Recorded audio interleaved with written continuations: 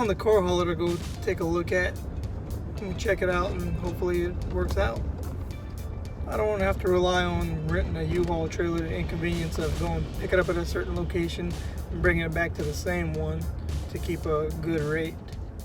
I prefer to have my own again. Here's the trailer. 16 foot with a 2 foot dovetail.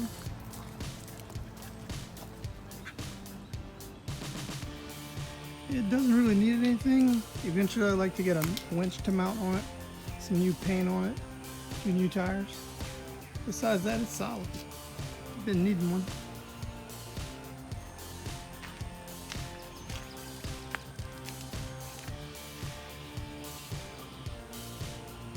Pull out ramps, metal dovetail. This will be very useful for me.